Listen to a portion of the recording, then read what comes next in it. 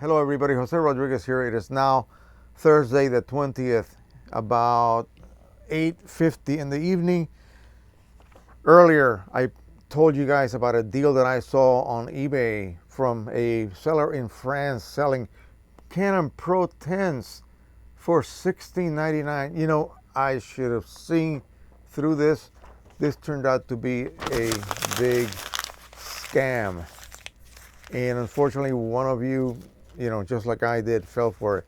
Luckily, I did not order anything, and I actually canceled the other order that I have mentioned here in the US because the whole day the PayPal transaction stayed in limbo. Usually that goes right through. So I canceled it. I was able to cancel it. And yeah, buyer beware. You have to be careful. What I'm going to do is I don't think I'm going to be providing anyone with any of these deals on eBay unless they have been proven by me actually purchasing some of their items.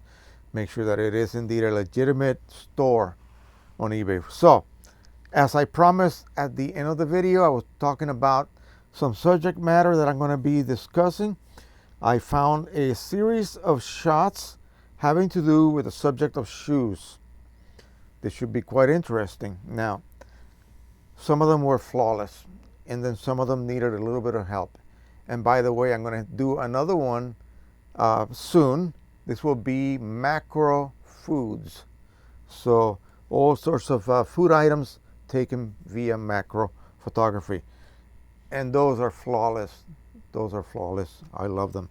Okay, so these were printed, wouldn't you know it, with the Canon Pro 10, the one that we were talking about and salivating over this amazing too good to be true deals, which turned out to be too good to be true.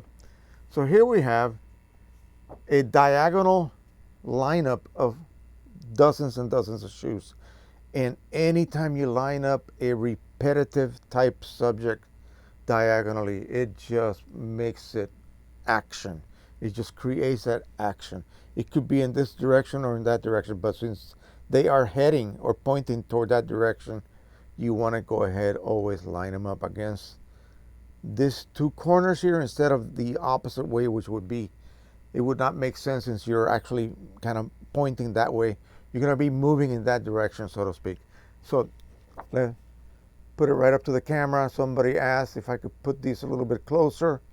Here we go. I hope I'm not reflecting the shine that the Pro 10 produces with a chroma optimizer.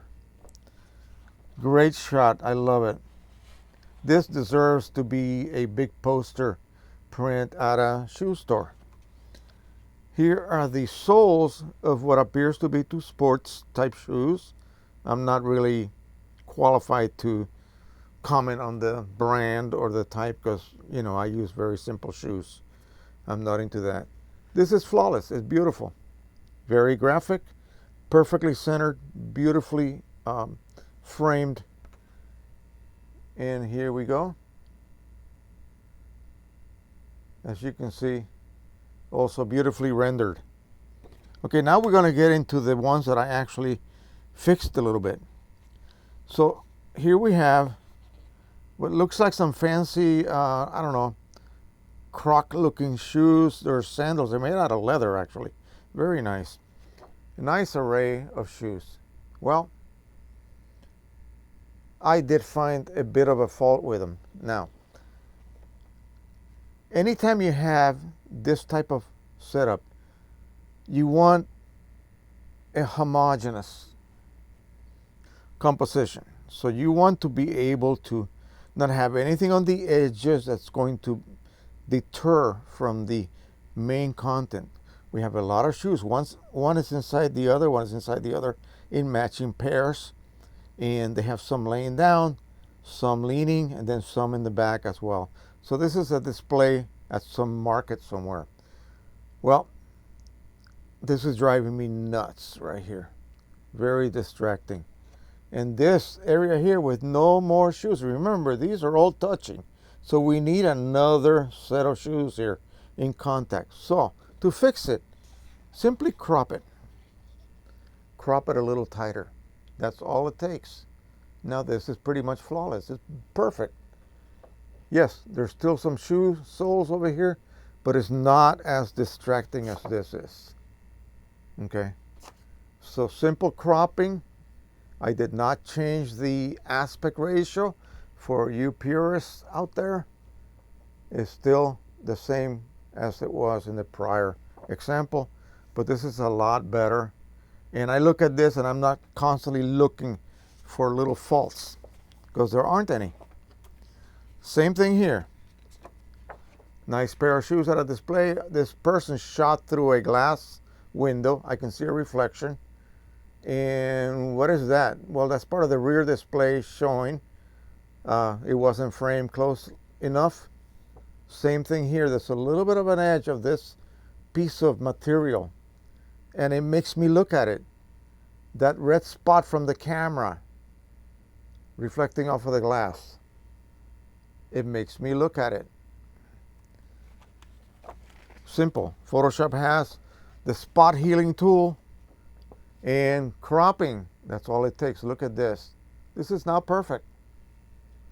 The shot was originally pretty close to perfect, but now it is. Now it conveys what the scene actually wants you to look at. And that's, not look at anything around the periphery. You want to stare at that and go, wow, that's a pretty cool little picture. In fact, the store might actually use it. Not the other one. The other one looks really cheap. All right, so here we have, this is so cliche, a person somewhere, it could be anywhere, the beach, the picnic area, whatever, backyard, summertime, and you take a picture of your legs with your shoes. Well, look at all those people back there. I don't want to look at them. I'm looking more at them than I am at our shoes. So just use your clone tool. Also, it's a little bit too light. Darken it using your histogram. Make sure you have a complete spread of tones from the blackest black to the whitest white. And then adjust the middle tones. I completely cropped out all those people. I just cloned them out. If I don't tell you I did that, you will not see it. Now it's just that person alone. And this is the point of interest. This is just secondary. This is just part of the scene. I would have framed this a little bit different had I shot this, not with my ugly feet, but say for instance, some pretty girl like my wife would be with me. I would shoot that, include some more, make this a little bit more prominent. But again, the idea is still valid and quite nice. Now here is a display of boots with flowers inside the boot. Very nice. This is some sort of post here. This could be outside. I think it's outside, possibly in Europe somewhere. This is a street post. But by God, there's a bicycle wheel behind it. Now, why would you not change your camera angle? I mean, come on, this is awesome. And you gotta have that bike wheel. This is where the cloning tool comes in. And I got rid of it. Now you look at the boots. That's it. And I will end with one that I found no fault. And I thought it was an amazing shot. It would have been even better had there been a little bit more blur to it. Look at that. Beautifully framed, beautifully edited. This is just dark enough to focus your interest to those amazing legs and those amazing shoes.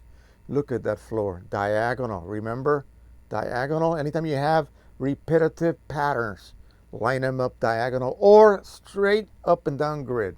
One of those two. But corner to corner adds action to the scene. And again, this is just dark enough. I'm not at all. This is somebody's feet, legs, somebody's legs. But it doesn't matter. It doesn't really detract from my just staring at those legs. I mean, come on. And those shoes. So this is flawless to me. That's a beautiful one. All right, that is it. Short and sweet. Remember, guys, you have all of the control in the world when you are post editing. You don't have to be 1,000% careful in your camera composition and framing. Yes, composition is very important, but often, and I cannot give you the exact numbers, I know my cheap little Nikon D3300 actually records more than I see on my screen. So I could be as careful as possible, and I think I'm cropping off something that I want to, eliminate, and sure enough, it's there in the image. Okay, you have to actually shoot a little bit closer or a little bit tighter in order to actually crop out everything you think you're going to crop out. It's like printing borderless. The image gets expanded and you lose something. Well, the opposite happens when you shoot. You actually get more image than you bargained for. So you have to be very careful. On expensive full frame cameras, maybe that's a lot more accurate, but not the cameras that I have or use. So anyway, your control is in Photoshop and Lightroom. Take the time to make that image perfect, as perfect as you can. I cannot believe. These are all tricks that you can do, but this one here, this could have been so easily fixed. So easily fixed. I just cropped off a little bit of that distracting dark area there. You see the difference here. Again, this is the edge of that background. He probably didn't see that when he shot it, but then he didn't take the time to actually work on it and refine it in his editing software. It took me all of 2 minutes to do that. And this is 1,000% better than this. And I also removed that annoying reflection and this reflection. As you can see, it does not exist any longer. All right, that is it. Just a little bit of just the way that I do things. This may not be at all what you do or what your workflow is like, but this is how I edit and how I try to improve on just about every image that I decide to print. Not everything goes to print. Maybe 1% of anything I shoot goes to print.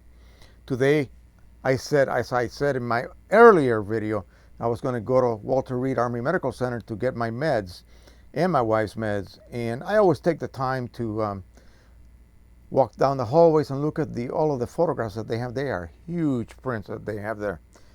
And gosh, all of them could use some improvement. Some of them are a little bit crooked where they should not be. Some of them are just badly composed. And but anyway, they're there, mine are not. So hey, more power to them. All right, thank you so much. Again, forgive me about that erroneous error. I had no clue that it was going to be a fake site, and I hope that eBay immediately took them down, because when I went back to look, it was gone. So that's good. And the one that was here in the US, I'm still not sure about what that was about. And the seller had a different name than what came up on PayPal. So I quickly deleted it. I canceled it and I changed my password. And so cross my finger, nothing bad happens. It's been a fun day today. So please, again, don't forget to subscribe, share, and like. And until the next time, happy printing. Bye-bye. Oh, by the way, somebody gave me a thumbs down because I named that video. It's going to be here or something like that. Somebody thought it was a bit too clickbaity. No, it wasn't clickbait. Something is going to be here. And you wouldn't believe the surprise that I had. Yeah. So it wasn't really clickbait. Clickbait is when you claim something in the title and then you do not deliver. That's clickbait. All right. Thank you once again. Happy printing, everybody. Bye-bye.